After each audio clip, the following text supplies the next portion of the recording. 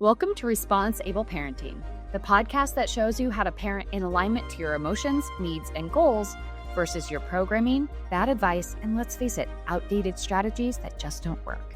You'll get in the trenches support on nervous system and emotional regulation, critical mindset shifts, stronger communication strategies, and more. In this podcast, you'll gain transformational tools that take you from reacting to every frustration to responding with clarity, regulation, and finally setting the example you desire for your kids. I'm Becky Jennings, your new parenting coach, and this is the Response-Able Parenting Podcast. Let's get into it. We are in for a treat. Today, I am interviewing Dr. Cam. You probably know her from Instagram. She has hundreds of thousands of followers. She's also been featured on Good Morning America, ABC News, Parent Magazine, Huffington Post, and so many others because she has this really unique ability to decipher teens, earning her the title of the Teen Translator. She's going to help us understand when everything feels like it's going wrong, when everything is tense, how we can actually turn the ship around and connect back to our teens. So buckle up. This is a wonderful episode, and I cannot wait for you to hear from Dr. Cam. Welcome back, everybody, to another episode of Response-Able Parenting. This is going to be such a good one. I'm so excited. We get to talk to the Teen Translator today.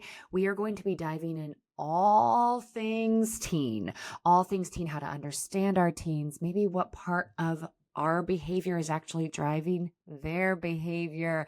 And we are going to get really good at how to translate these things, how to speak teen, all the stuff. So a lot of you right now are in the elementary school ages, but as I'm quickly seeing, I have a hop, skip, and a jump, and I'm in middle school, and it's coming way faster than I want. And I'm already seeing a lot of the teen aspects in my almost 9-year-old kid.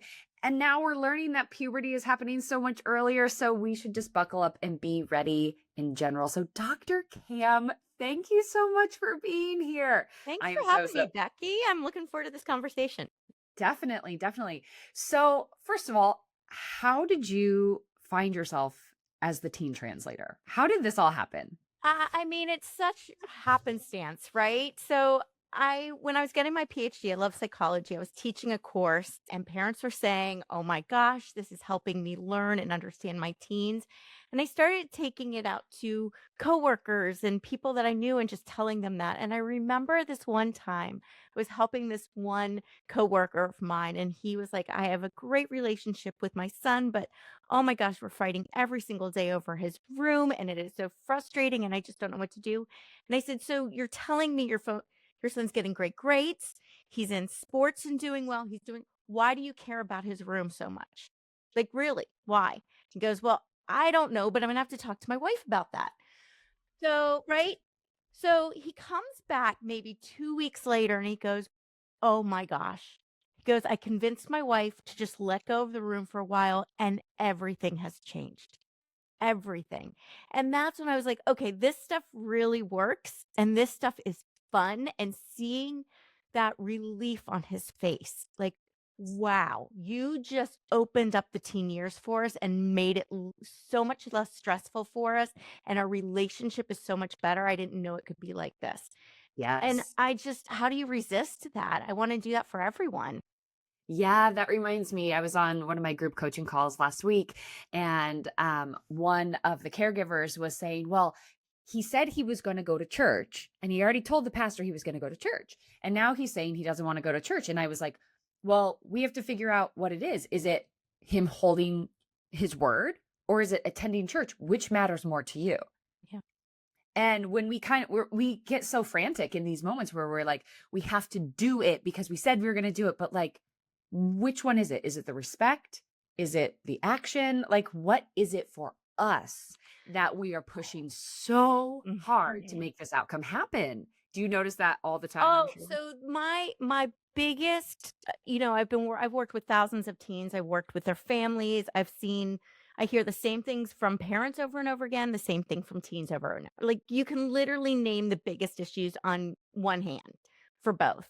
And you see the same thing. And what I often comes down to is not just miscommunication, which is one of the big ones, but what I've started to notice is our parents hold on the need for compliance. We chase compliance, and chasing compliance is in complete counter to what our teens need right now, which is autonomy. Mm, So when we don't change what our focus is and what our priority is during the teen years, because it makes sense when they're little, that makes sense. During the teen years, we hold on to that and it backfires. It's yes. not what we want. We don't want to raise compliant adults.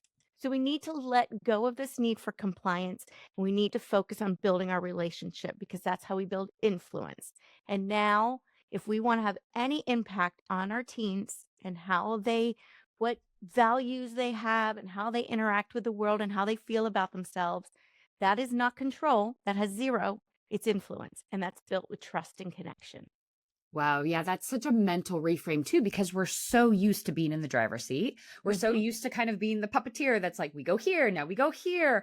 And as they're starting to get older, the purpose, the biological purpose is we have to become repulsive to them for them to go start their own tribe. Like when we think about it, like this is biology. And It, yet we grip tighter and tighter and tighter because we're losing our babies. And here's what I tell parents. I allow them to mourn. I said you need to mourn and go through your own shift of saying, "I loved my little baby. I love that cute little cuddly kid. I'm gonna miss that cute little cuddly kid." But my teen is not that cute little cuddly kid, and that's not their fault. We can't be angry at them for no longer being this cute little cuddly kid, because now we have the opportunity to meet this amazing new human being that is becoming their own. And when we're able to do that, when we're able to let go of this need to hold on to the past, and we're more able to look for the future and go, what is my goal for the future? My goal is for my teen to be competent on their own. My job is to put myself out of a job. Mm. Right? Because when I'm put out of a job and that, you know what? We don't lose our teens. They come back. They want us. They want to be here.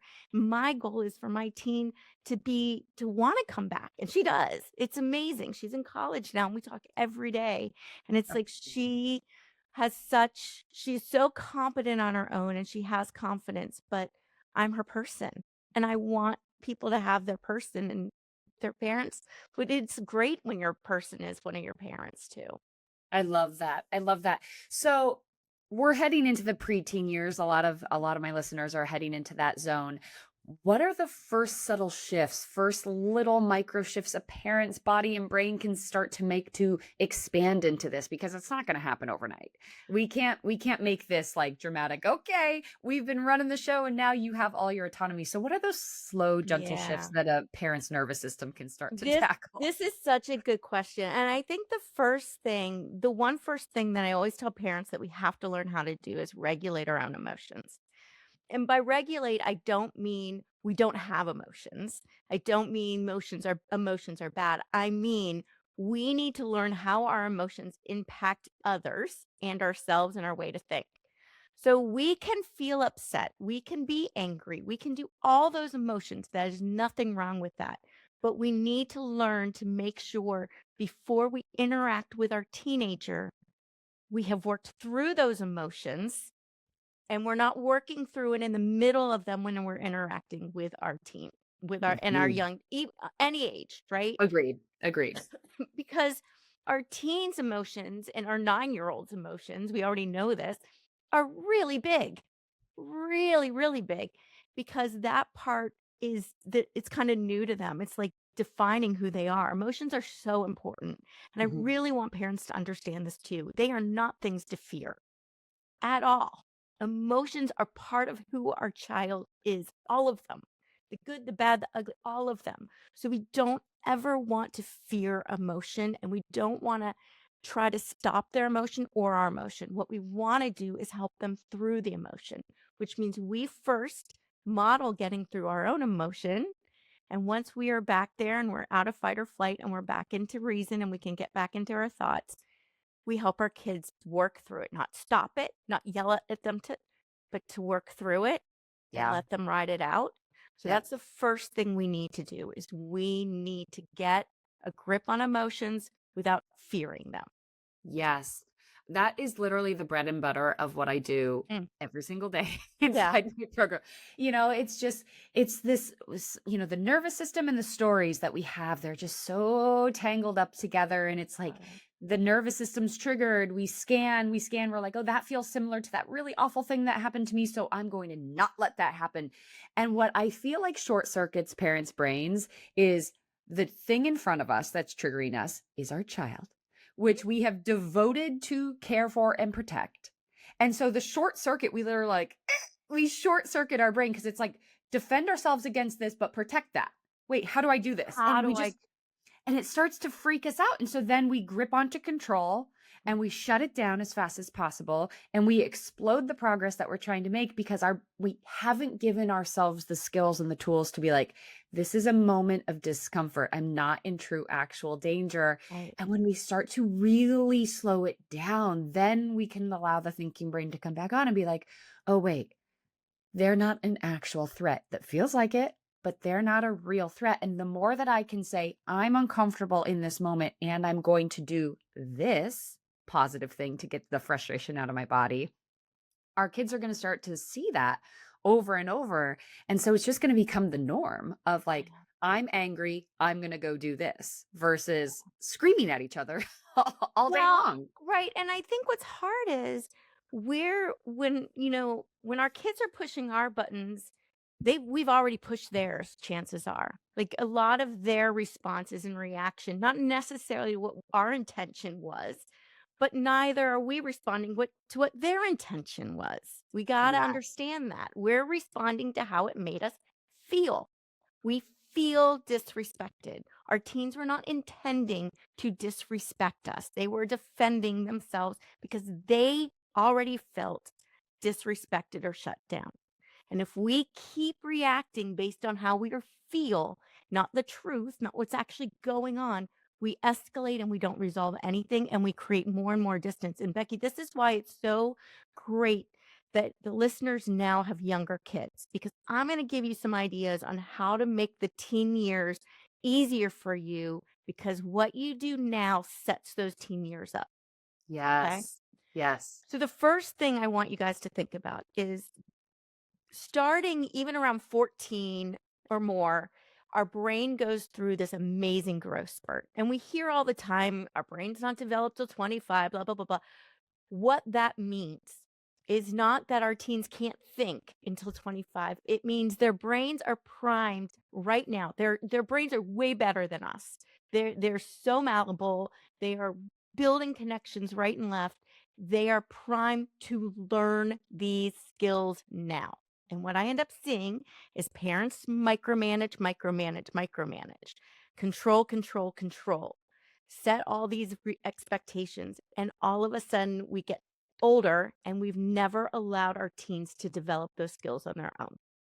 That scares me. So at 9 years old, start letting your kids make choices. Start giving them ownership to things. When it's like feels big and old and like, I feel so grown up.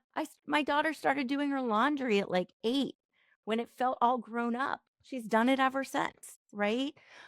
When we start building those things and they're not built as chores, obligations, they're built as you're old enough to be able to do this on your own now. This is a skill you're ready for. It feels good. It's a skill.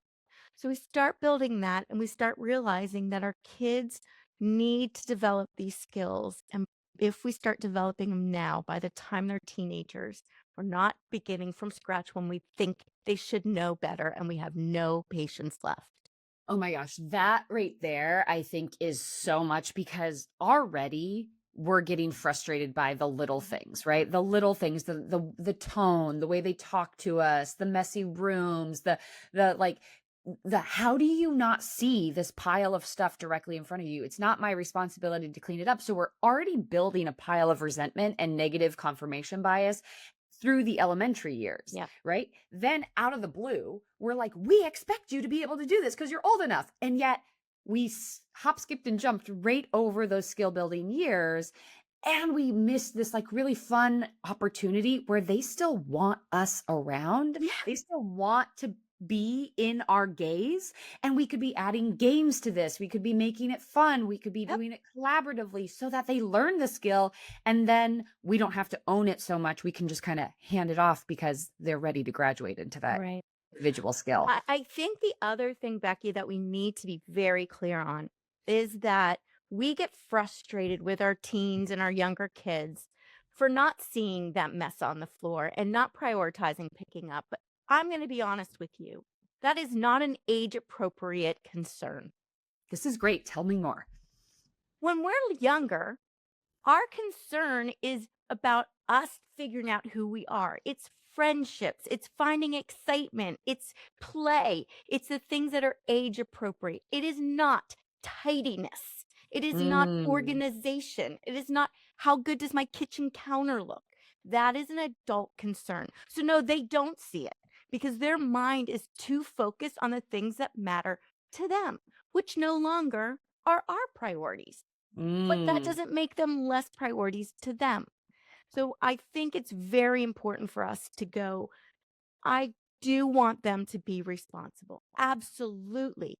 But because they don't see something and have my priorities does not mean they're not responsible. It Yes. means that is very low on their priority list. Does that mean I ignore it? No. It means I need to understand, though, if they do that, it is 100% for me because it only matters to me, That's a right? huge mental shift to say it 100% is for me It because it is. really They don't, doesn't matter. and It they, doesn't matter to them. Yeah. no, and that doesn't matter. That doesn't mean it will never matter. It means when they get older and have their own place and they care about what the carpet looks like, they'll vacuum probably, right? My daughter, messiest room on the planet, leaves everything, has her own dorm room now and is takes so much pride in it and everything. So just because it's now doesn't mean it's never, right? Yes. Yeah. And so we really want to focus on our goal is actually what really is our goal with things like chores. It's building responsibility. It's building that sense of contribution. So make it about contribution, not about obligation. Make it about feeling good, not feeling bad. We surround chores with so many negative feelings and emotions and experiences. It's no wonder they hate them. Mm, yeah. Make them fun, even when they're not fun. Like my daughter and I are like, okay, do you want to wash, dry, or take the trash out? Now she gets to pick the least of the three, easy. So she feels like, ooh, I won. I got because mom has to take. I'm like, I'll take the other two. Right. So now we're helping them and we're building it up together. We're also showing I'm taking responsibility too. Because a lot of times we make teens do or kids do their chores in isolation. Well, that's not fun. Yeah. And people go, but the real world doesn't work that way. That doesn't matter. We're building skills, people. That's We're my like building oh gosh. skills. We're That's not. my least favorite Oh, comment I from the peanut know. gallery I is, well, the know. real world doesn't treat you like that. I'm like, my kid is 3. Like he's not We're an assistant right building now. we're building confidence, we're building skills, we're building competency. I don't Yes. care how the real world works. When you have those, you can learn to adapt to the real world. But if you're Absolutely. sitting there and we're making them do it this way already, they don't learn them. Choice They is resent ours. them. They Choice resent is them. ours. Yeah. Well, let's talk about that a little bit more in terms of those subtle language shifts, in terms of like how we present the chore, right? Because nobody, it's so easy. And hand to God, I'm very guilty of it too, is when you're just frazzled and you're at your wits' end, you're like, just clean your room. Or you're like, because you did this, you're on dish duty for the week. And it's like, Right. why do we do this? But like, we're so guilty of it because we want them to feel uncomfortable. The thing has to get done anyway. So you kind of meld the two together and you're like, this is your responsibility now. You just slapped your brother. You got to go do dishes. Yeah. And it's challenging because you want them to not resent the chore. You want to teach the chore, but you also can't always give your full effort into gamifying it and making it. So what are these subtle, small things that the parents can do to I'm glad you asked that because it takes so much less than gamifying's fun, but who has time for that, right? Please, thank Mhm. you. That was great. That was fun to do it with you. That was really helpful.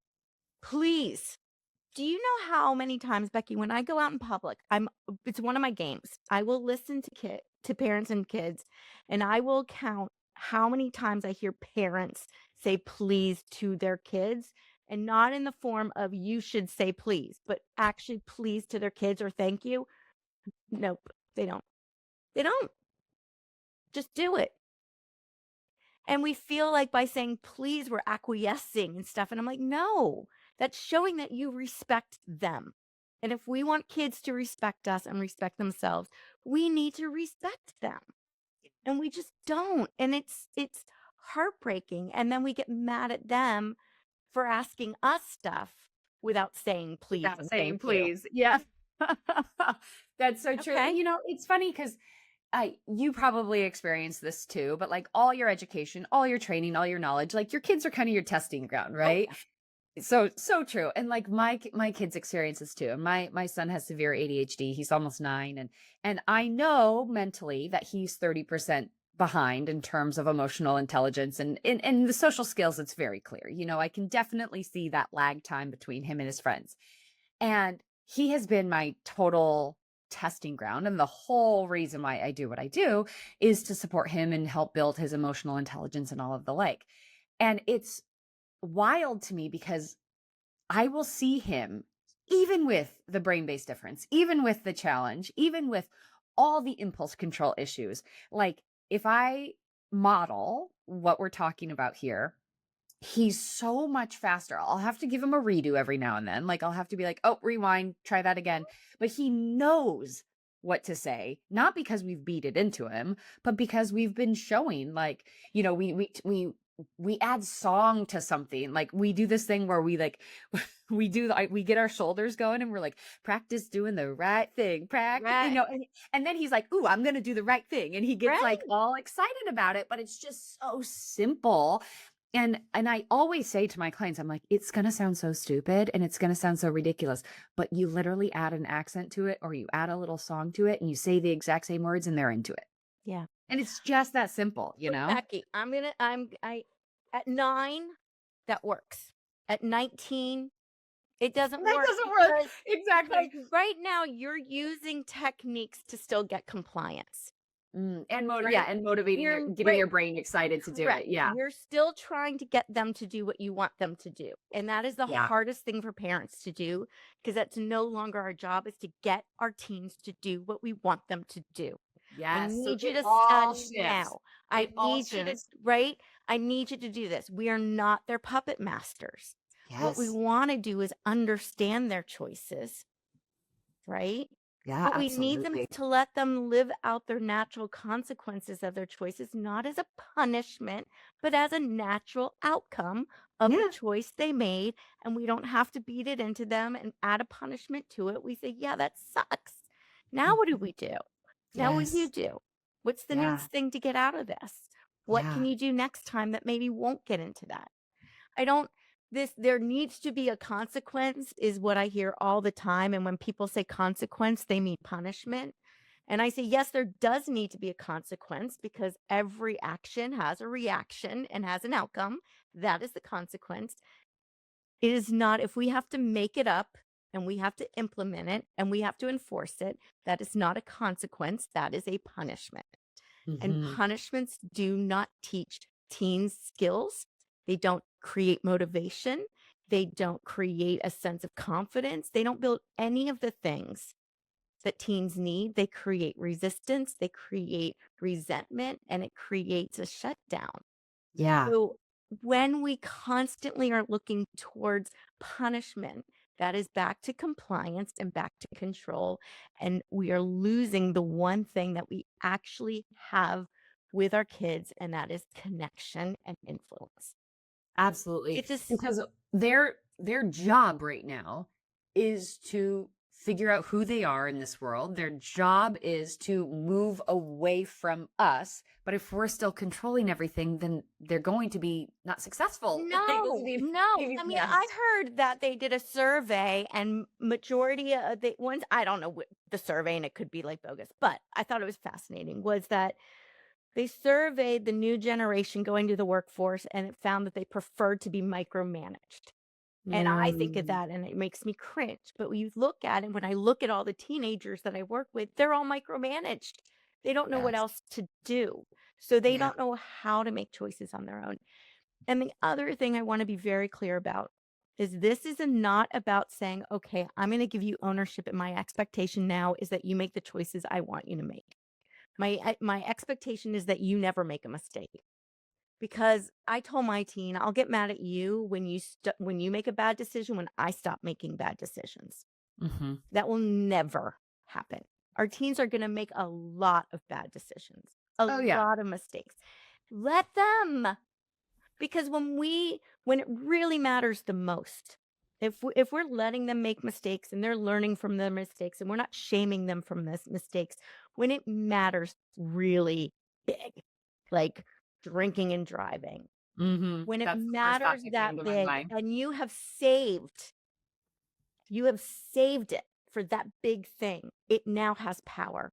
If you have tried to control every little thing and prevent every little mistake and done all of that, when it matters most, you have zero power. My name's Renee. I have a 7-year-old and a 4-year-old, both boys. My 7-year-old is incredibly strong-willed. He's constantly fighting us on everything, and things were becoming incredibly challenging for us. Working with Becky was game-changing. Honestly, the tools that she's given us to deal with him and to try and make him feel more comfortable, have a better environment every day with less stress because of our own dysregulations really enlightened our lives to the point of making us all function as a happier family. I have to say, working with Becky is unbelievable. She is automatically friend, a true companion in the search for higher ground. All of us are just drowning in day-to-day parenting, and I think it's incredibly important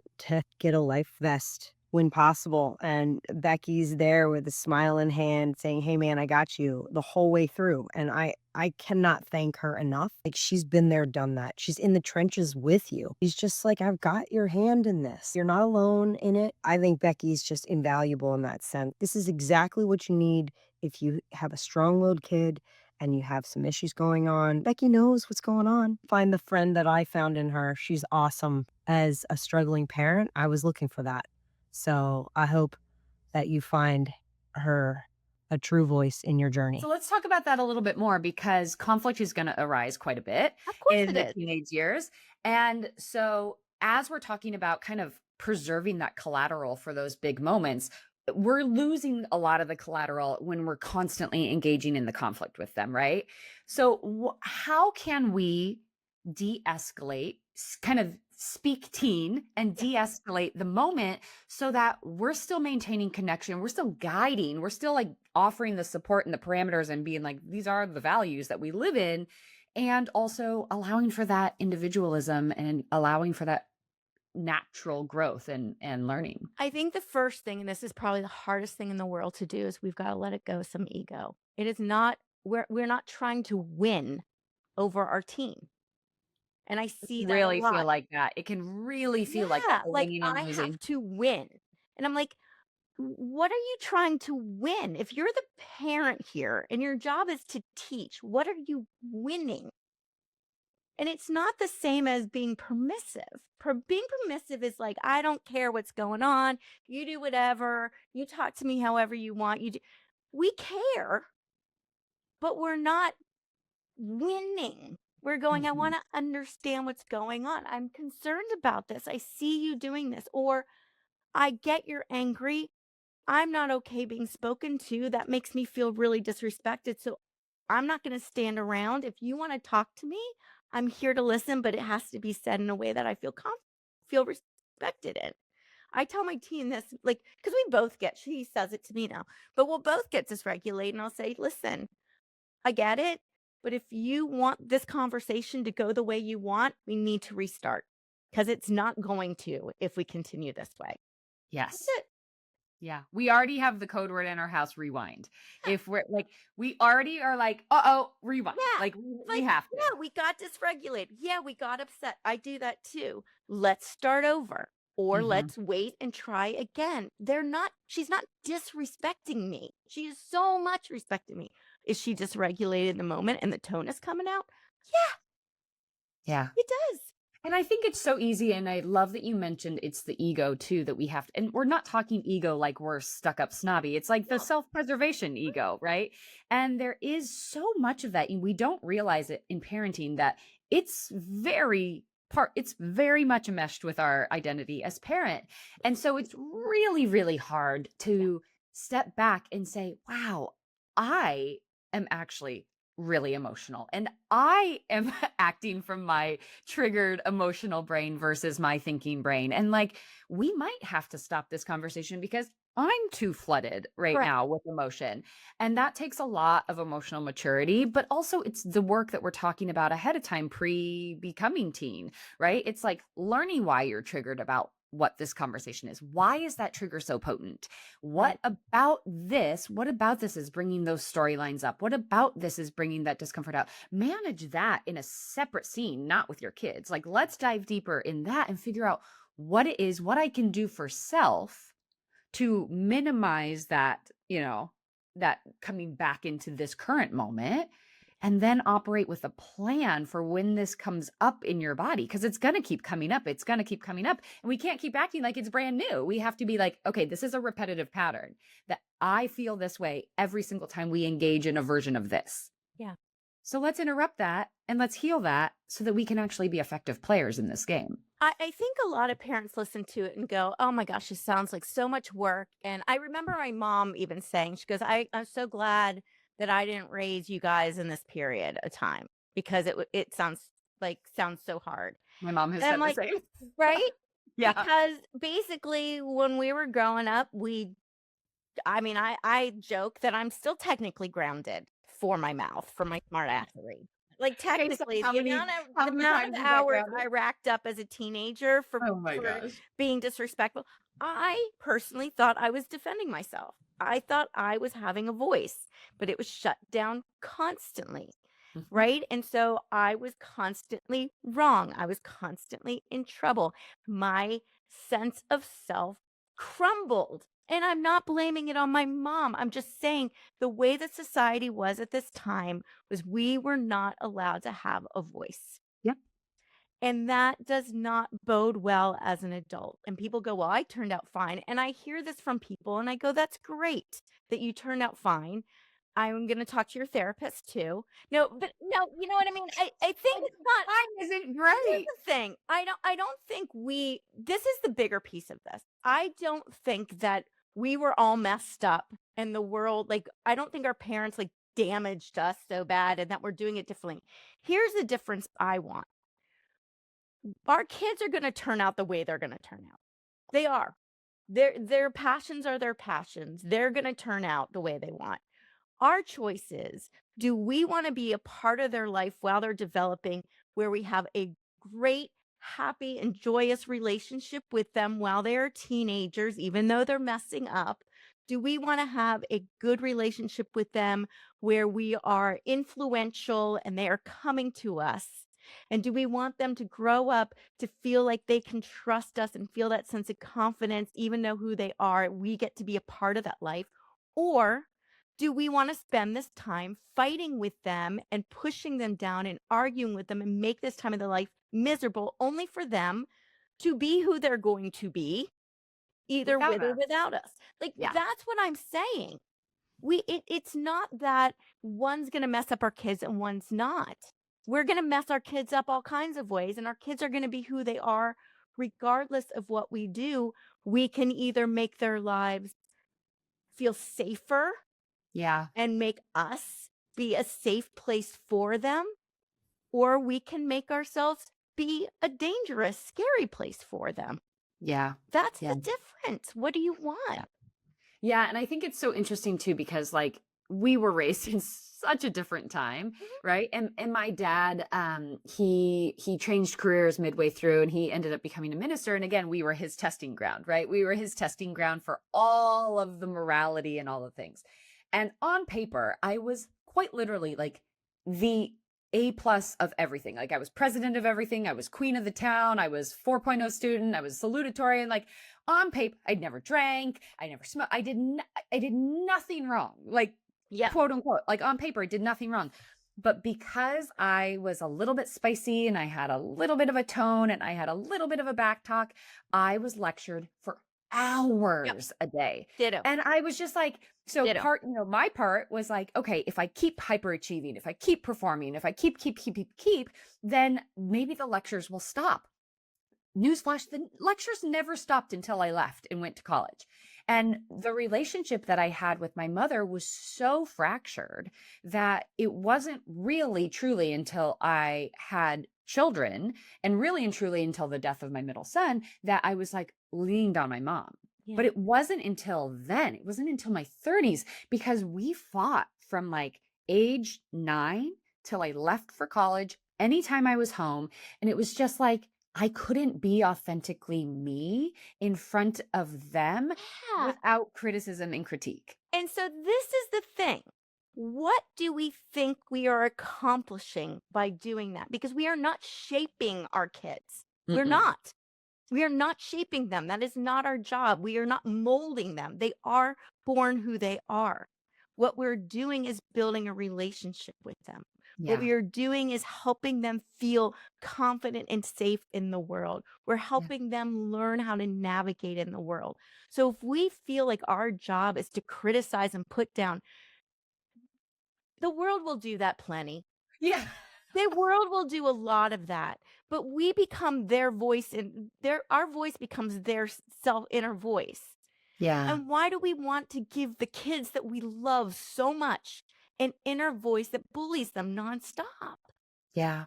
I And don't really, yeah. I think that's the part. And I understand that that's not our intent. Our intent No. is purely to keep our kids safe, to give them the best of everything.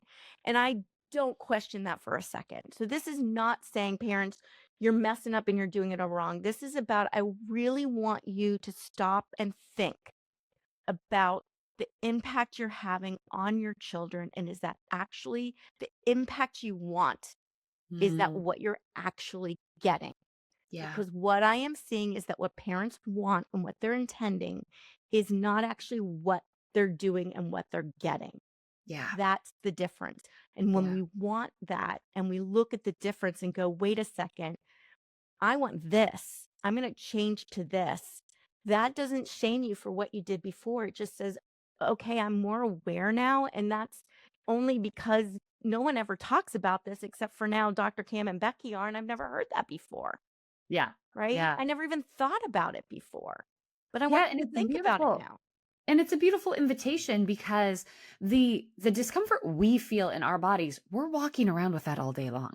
It's not just in the interactions with our kids, because we remember that, we feel guilty about it, we ruminate, we practice the problem, we practice the conversation, we're just in We our learned head. that in our teen years. Yes. And so it's actually a beautiful invitation for self-healing as well. And it's a beautiful invitation to say, what about this do I own? What about this am I done owning? Like, I don't want this relationship anymore. So what first step can I take? Well, I can see what triggers me, and I can say, okay, I'm going to address that trigger, not with my kid. I'm going to address my personal trigger, do some meditations, maybe get some therapy, maybe do some inner child work, maybe do some good stuff there, some EMDR therapy, like get those systems in place so that when the trigger comes up, because it's going to come up every single day, Yep. then we know the protocol we are going to follow so that we maintain the integrity of the relationship. And it is work. It is work. It's worth But it. all good things, all relationships, like my husband and I have been together for 20 years and we're still working on it, And it's like, when you care about something, the work is intentional. We can't just, the way I see parenting, the way I see relationships is we're not just responding to what's happening. We're making intentional choices about how we're showing up to the scene, right? It's not we're showing up to the scene of the crime and we're like, oh my gosh, what just happened here? It's like, we have the first aid kit, right? We have the systems in place. We know what to do in order to make the repair. We know how to address the situation. We know the first aid stuff we have to do. And it's really important that we have those skills so that we can show up intentionally. So we're not all flustered when it happens, that we're like, oh, okay, this is happening again. I know this. I think there's this weird belief that parenting is just something we know Oh how gosh, to that is do. the biggest fallacy And of all time. especially with teenagers, like, how would we know this? And what I find very interesting is not, I actually see a lot more natural responses and health responses when our kids are little. Like, Mm. we tend to have a better ability to teach. We have ability to soothe. We have We have ability, more like, compassion. we tend to have that. Our kids are still learning. They still need that when they're teens, but we tend to do the reverse of what actually works with human beings. So when I ask parents, if you were feeling this way or if you made that mistake, how would somebody help you? What would help you? Would yelling at you and screaming at you and grounding you and take your phone help you? And they're like, no. And I'm like, well, why do you think it would help your teenager? Hmm. It So I always ask parents, I say, if you don't know what to do or how to respond, stop and go, what would I need in that moment? Because our kids are human. We have these expectations on our kids that they are supposed to never mess up. And that is Yeah. the most unfair expectation I can possibly imagine to put on a kid. Yeah. It's funny, my husband and I were really working on systems with our oldest. And it's because ADHD is what it is. Like there's so many opportunities to correct. It's like from the tippy top of the morning all the way to the end of the day, we could be correcting from top to bottom, and we have this code phrase when we hear the other person starting to kind of get in that control, get in that, we're like, "Hey, did you clean out the dishwasher?" And I love because that. That's because good. it's so my son's not gonna clock the fact that we're stopping each other from going down that train, but as soon as we say it, we're like, "Oh, right. Hey, I'm curious about why," Yeah. switch gears, Right, but because and I think that's I mean, my daughter has ADHD too, and it's a lot of energy. It's it's a lot. and again, that's not on her. Like, she's Mhm. not broken. That is Right. that is her energy. That is who she is. I'm not gonna fix that because that's not something to fix.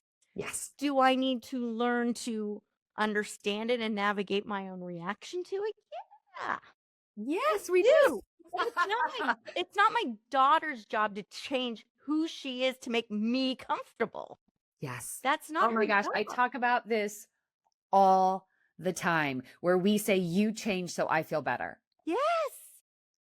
And it's so easy because it's so easy, and listeners who are they're like, I'm in this position right now, it's so easy to hyper focus on the behavior because the behavior is a problem, the behavior is making us feel uncomfortable, the behavior is disrupting the house. It's so easy to hyper focus on the behavior, but when we do that, it's so quick that we attribute the child as the behavior, that they Yeah. are one. Yeah. And so I think the whole message of what we're talking about here is learning how to see the human for the human, to seek first to understand before we make sure we are understood, right? I Yeah. think that's really, really important.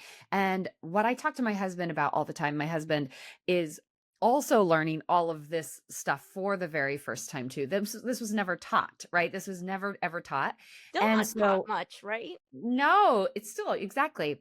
And so when he gets in fix it mode, he's like, "Oh, you have a problem? Let's fix it."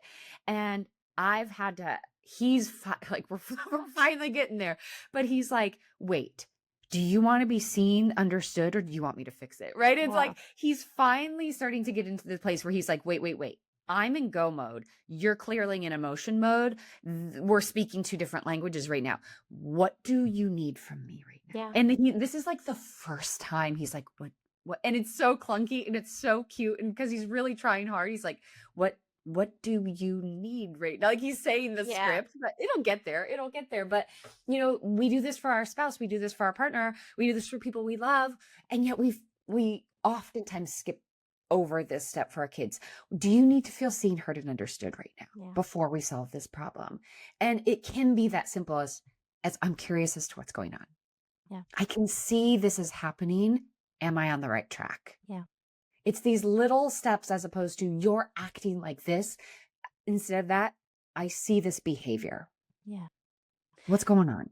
I think, I mean, I hear the same thing from teens over and over ago. And I mean, I work with kids as young as like 8 or 9, and I hear from them as well, is that their parents do not understand them.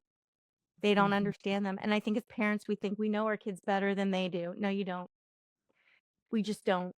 And so we tend to make, I think one of the things we make, and this is one of what we started out with too, is we have so many stereotypes and fears, particularly about the teen years.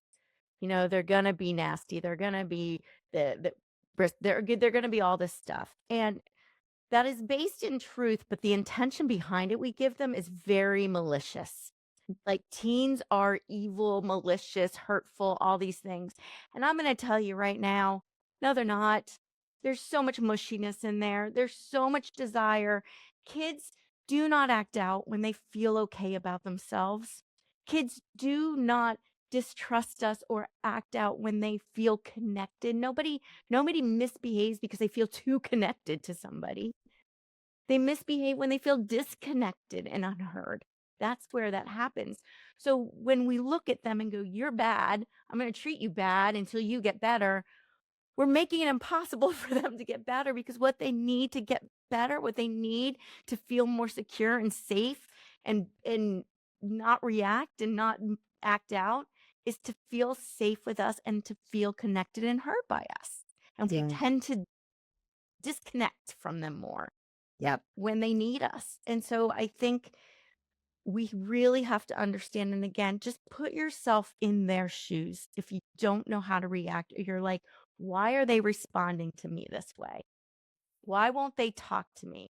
And I go, would you want to talk to somebody that follows you around everywhere and points out all the stuff you do wrong? And the second you finally sit down after a long day and put your feet up because you just want a glass of wine and to play your games on your phone, and someone comes in and goes, "Oh, good, you're not doing anything. Go do this now. I need you to clean out the garage," which you don't care about. And you're like, "But I've asked you to clean out the garage." And you're like, "But I don't care if the garage is clean. I just sat down." And you get upset. Oh my gosh, we're so guilty of this. Right? We're all so guilty of this. Like, I would never do that to my spouse. I would never be like, "Hey, there's a whole truckload of dishes and laundry. I see that you just got home from work. You're sitting down, finally resting. Can you Clearly, get you're on not that?" doing anything. And So then I punish him that he didn't do it. Exactly. Exactly. I mean, just step back, take a breath. Our kids are figuring it all out. They are far from perfect, and so are we, and that is okay. Yeah. So we need to let go of us needing to be perfect and our kids needing to be perfect, because it doesn't exist. And I don't care what you see on Instagram, it is all fake. I know it for a fact. I have worked with parents and sat there and had an entire hour conversation of the strain and frustration they have with their daughter, and then they go and post minutes later of them having fun with their daughter and look how great we're doing together. And I'm like, seriously. Oh yeah. Yeah. Oh, it makes us feel so inadequate in so many ways. But you're absolutely right. I think, from the beginning, it's like our babies it's like our part of our body is out of us now. So they're in for the rest of our lives once we become parents. It's so scary and so vulnerable, and so we can attribute fear, and this is the human process, right? It It's is, like because they're not, and I think that's one of the things, we see them as a piece of us, but we have Yes. to understand they are not. I know, it's They so are hard. not a piece of us. We do Yeah, not have entitlement over what they do and who absolutely. they become. Yeah, We yeah, just don't. That's unfair, any more than somebody else is entitled to tell us what we yeah, should do and how we should live, right? We don't have, so we have to separate that out. But it is so hard because we have so much fear, and we want to protect our kids. And everywhere we look, there's things telling us of all the dangers and all the things we have to protect our kids from. And so we end up parenting from this place of, let me just let me fight all the dragons around you and just make sure they don't get you, instead of going, there's dragons everywhere we look. Let me teach you how to fight dragons. Let's just stand together and I'm going to show you how I fight my dragons so you can fight your dragons. But who you are and your struggles are not my struggles. Yeah. They're not the same thing. I have parents that are like, I'm so stressed out. Oh my gosh. I'm like, why? And they're like, my child has, two finals tomorrow. And I'm like, well, why are you stressed out about it? Why? How does that impact you at all? Yeah. Their grades don't impact you. Nothing is you. That's theirs. So when we own that, when we take that as a reflection of who we are, and we need our kids to be excelling at everything and never having mistakes and all this for us to feel like we're successful as parents, we're putting way too much pressure on our kids and and we're setting ourselves up to never feel good about our parenting. Oh, yeah. Absolutely. Absolutely. So it just goes back to that, what is the protocol that you're going to do when you do feel that stress and trigger? Because we have to manage this on self. Like to have my 8-year-old in control of my feelings and self-worth, that doesn't feel really smart. Like on No. paper, people would say, absolutely not. But if an interaction with your 8-year-old or 5-year-old or 14-year-old leaves you feeling horrible all day, then we are putting their behavior and their outcome on our self-worth. We're making them responsible for our emotions and our Absolutely. feelings and our happiness. Yeah. And we are also having a similar impact on them. So we're not going to they're not going to stop letting us impact them like that, which they tend to do a lot of times. That's why they hide in their rooms. It's because they want to avoid that negative experience. And I'll ask parents are like, they don't want to hang out with me. And I go, but are you fun to hang out with?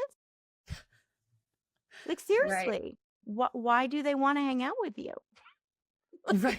Do you want always to do what you want to do? Do you always have your does it always turn into a learning lesson? Like, are you fun to hang out with? Right. Right. Oh my gosh. Yeah. So for the parent who's sitting there going, oh my gosh, I do all of this. Oh, everyone does all of it, by the way. So Yeah. if you're hearing that, again, this is about a mindset shift. It's all this is right now. I just want you to step back and go, I'm going to step back and look at what's actually going on, because we get so in the middle of it and our emotions take over so much and we hear so much that we don't step back and go, does this actually make sense? Yeah. Do you have like a mantra or a thing that you hold on to, or some sort of like, this is my go-to whenever I start to feel in conflict with my daughter, or whenever I start to feel like I do. emotions taking over? So here's the thing that every human being, but our kids need to hear from us every single day. And it's 3 pieces. I see you. I get you. I got you. I see you is I see what's going on. No judgment, no nothing. Just I see it. I get you is I'm going to validate that experience for you. I don't have to agree with it, but I get why you're angry. I get that. As soon as we validate, they feel seen and they feel understood. And then I got you. I'm not going anywhere. I don't care how messy it gets. I've got your back. I'm not going anywhere, because teens question that every second of their day, and they test us and we fail those tests over and over again because we don't know we're being tested. So I see you. I get you. I got you. I love them. I think that's a beautiful place to stop too, because it's just such when it lands in my body, it feels safe. When it lands in my body, it feels hopeful and happy. Yeah. And you're absolutely right. Like, my goodness, we don't know we're being tested, but they're testing to see if we have them, right? If we have their back. And I think that's a beautiful, when we're looking at the behavior, when we're looking at the challenge, if we can snap out of it with that mantra and go, oh my gosh, am I there for them? Is this Is this that time where I prove to them and me that I've got them? And I think that's a really beautiful way to just foster, like just build that relationship even tighter, to develop that bond even stronger. I really love that. I love that mantra. Oh, Dr. Cam, thank you so much for spending this time with us. Thank you for sharing, how to kind of interpret teenage speak, how to just get in there with them in a totally different way. And also how to set ourselves up leading up to that with these practices ahead of time so that we're not caught off guard, so that we're not just demanding ahead of the developmental milestones, that, like we're working with them and progressing them towards that independence versus now you're this age, now do this. It's like, it's a gentle progression. And our job, like you said, is to allow that individuation to separate, and also to not feel like we need to micromanage and control every aspect of it because they're figuring it all out. And honestly, I think I talk to my husband about this all the time. I'm like, we're not at home or we're not at school with them all the time. Like, I don't even know what he's doing. But yeah, it's learning those lessons for sure. Absolutely. Well, thank you for having me. Yes, absolutely. I hope to have you on again. This was wonderful. All right, everybody, we will see you next week. Thank you for listening to the Response-Able Parenting Podcast. If you like what you heard, please take a moment to rate, review, and subscribe. If you know someone who would benefit from this podcast, I'd be honored if you'd share this episode with them. Until next time, know that you are enough, you are capable, you've made it through all of your hardest days, and we will keep growing on this parenting journey together. This podcast was produced by Kim Kelty and myself, Becky Jennings, and edited by the Kelty Method, Branding and Podcasting.